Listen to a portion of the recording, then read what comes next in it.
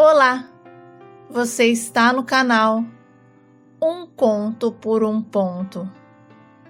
Eu te convido a curtir, a comentar, a compartilhar e se inscrever no nosso canal. O meu sonho sempre foi ser mãe de menina. E quando eu me casei com o Robson, eu já consegui imaginar a nossa garotinha engatinhando pela casa. No início, o meu marido queria um menino, mas com o tempo, após eu repetir tanto que seria uma menina, ele se acostumou e começamos a sonhar juntos com a nossa princesinha. Por um tempo, eu tive dificuldades para engravidar. Fizemos diversos exames e descobrimos que tanto eu quanto o Robson estávamos bem de saúde. E o médico nos aconselhou a não nos cobrarmos tanto e nos tranquilizou dizendo que a nossa filha viria ao mundo no tempo certo. Realmente, estávamos ansiosos para sermos pais e a pressão não vinha apenas de nós. Os nossos pais, irmãos, todos queriam uma criança na família. E como a gente não conseguiu engravidar logo de imediato, o meu irmão Tiago engravidou a namorada em um descuido, segundo ele. E foi nesse momento que a atenção de todos se desviou um pouco de nós e, finalmente, conseguimos respirar sem pressão. E em paz de espírito, eu engravidei. Eu chorei de alegria quando recebi a notícia de que seria mãe. Finalmente, o meu sonho estava se realizando. Contei a novidade para o meu marido e ele também ficou muito emocionado. E juntos compartilhamos a notícia com toda a família. Mesmo antes da ultrassonografia, eu tinha absoluta certeza de que seria uma menina. Então, escolhi o nome de Eduarda. A nossa Duda começou a ter vida dentro de casa. Tudo era para ela e por ela. E a gente comprava tudo que via na cor cor-de-rosa, com a maior convicção do mundo. A minha sogra me alertava, pedindo para que eu fosse mais imparcial, mas por mais que eu tentasse, não conseguia atender o pedido dela. E quando finalmente fizemos a ultrassonografia, o meu mundo desabou. Eu simplesmente não conseguia acreditar que estava grávida de um menino. Cheguei a dizer ao médico que deveria haver algum engano, pois eu sonhava com a minha filha. No entanto, o doutor Misael garantiu que não havia erros e que eu seria sim a mãe de um garotão. Quem se desmanchou em alegria, foi o meu marido. Ele ria alto de felicidade e compartilhava todos os planos que tinha para o nosso filho. Olha, tive que refazer todo o enxoval. E aos poucos eu fui me acostumando com a ideia de ser mãe de um menino.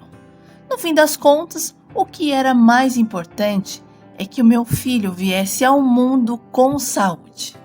E quando eu segurei o meu filho pela primeira vez em meus braços, eu senti meu coração transbordar de amor e gratidão. Olhar para aquele rostinho e saber que ele tinha saído de dentro de mim foi uma sensação ímpar.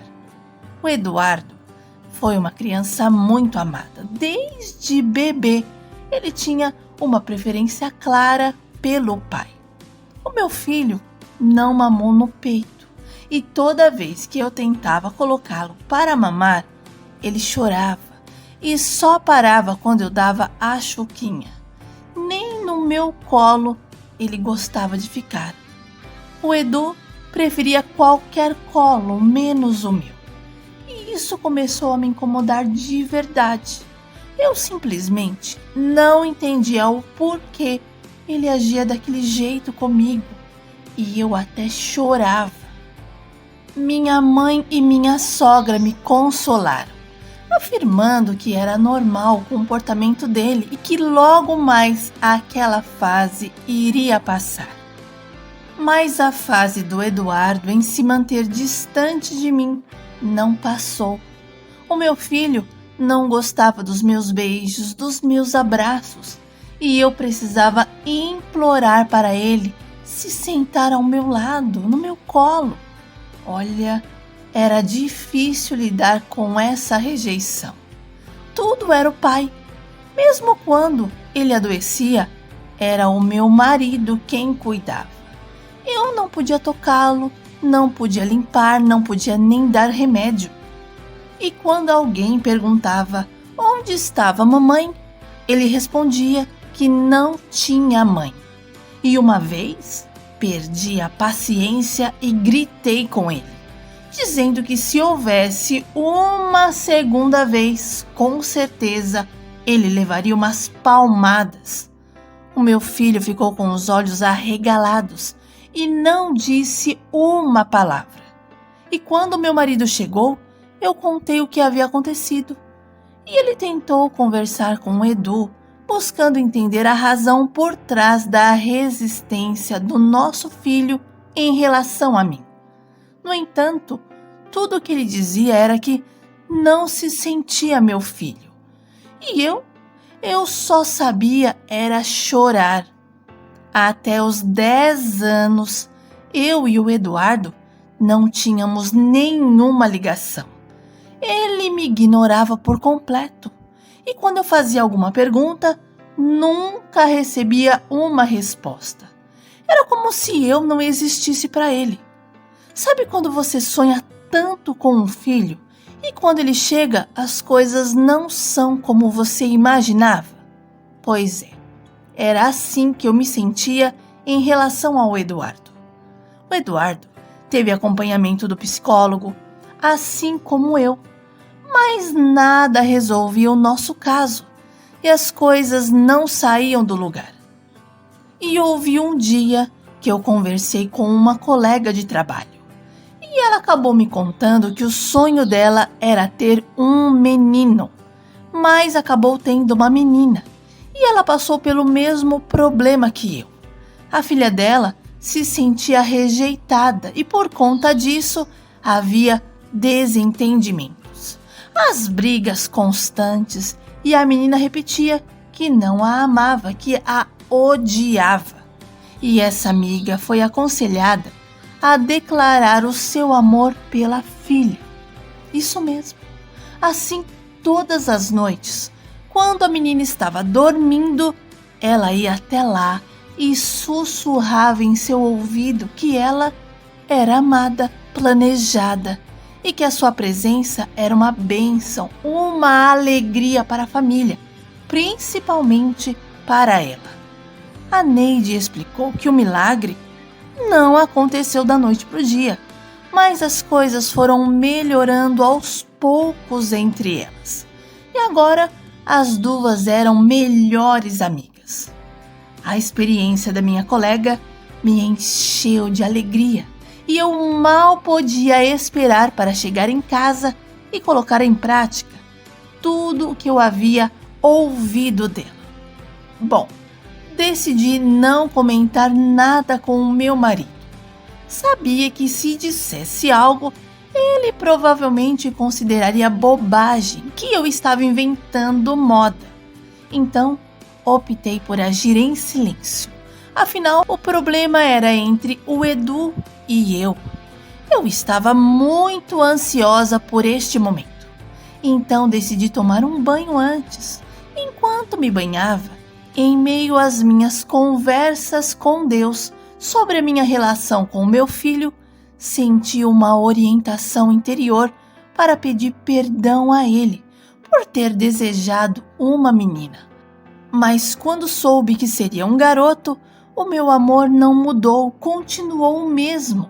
E ele é a pessoa mais importante de toda a minha vida. E aquelas palavras ficaram ecoando na minha mente.